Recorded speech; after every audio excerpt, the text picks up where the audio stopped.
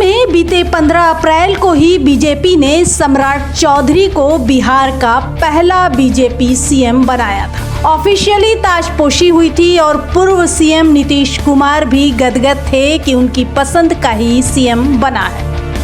अब उनके सीएम बनने के ठीक एक महीने बाद ही एनडीए को पहले उपचुनाव में हार का सामना करना पड़ा है, यानी सम्राट चौधरी अपने पहले ही टेस्ट में फेल हो गए हैं। आरा बक्सर एमएलसी उपचुनाव में आरजेडी उम्मीदवार सोनू राय की जीत और एनडीए की हार को सिर्फ एक सीट का परिणाम मानना सही नहीं होगा।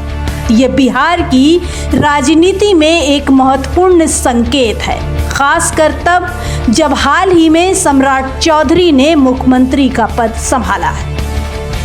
सीएम बनने के बाद ये एनडीए के लिए पहला बड़ा चुनावी टेस्ट माना जा रहा था। जनता और कार्यकर्ताओं की नज़र इस बात पर थी कि नई लीडरशिप कितना असर डालती है। इस हार से संकेत मिलता है कि ग्राउंड पर एनडीए की पकड़ अभी भी उतनी मजबूत नहीं है। इसे हनीमून पीरियड में ही बड़ा झटका माना जा सकता है। एमएलसी चुनाव में अक्सर लोकल फैक्टर्स ज्यादा असर डालते हैं। शिक्षकों, स्नातकों या स्थानीय वोटरों की नाराजगी, बेरोजगारी, सड़क, शिक्षा जैसे मुद्दे, उम्मीदवार की व्यक्तिगत पकड़, ये सब चुनाव को प्रभावित करते हैं। सोनू राय ने इन लोकल फैक्टर्स को बेहतर तरीके से कैश कर लिया है। राष्ट्रीय जनता दल ने इस चुनाव को प्रेस्टीज बैटल बनाया था। मजबूत booth level management, core vote bank को मोबिलाइज करना, एनडीए की कमियों को हाईलाइट करना, ये दिखाता है कि विपक्ष अभी भी ग्राउंड पॉलिटिक्स में एक्टिव और इफेक्टिव है। अब एनडीए को स्ट्रेटेजी रीसेट करने की ज़रूरत है। सीएम सम्राट चौधरी को ग्राउंड कॉन्टैक्ट मजबूत करना होगा। इस जीत से अपोजिशन का जो कॉन्फिडेंस है वो बूस्ट हुआ है। आरा बक्सर की ये हार सिर्फ एक सीट नहीं बल्कि एक राजनीतिक संकेत है।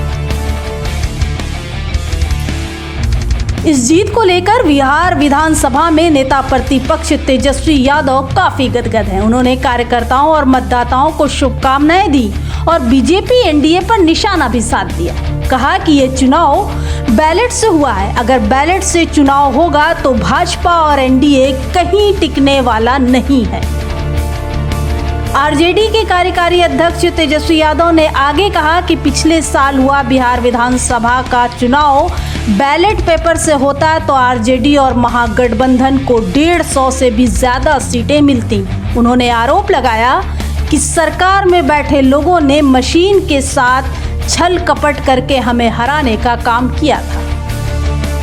दरअसल भोजपुर बक्सर एमएलसी सीट पर हुए उपचुनाव के नतीजे गुरुवार को घोषित किए गए। आरजेडी के प्रत्याशी सोनू राय ने जेडीयू के कन्हैया प्रसाद को 350 से अधिक वोटों से हरा दिया। आरजेडी ने जेडीयू से ये सीट छीन ली है।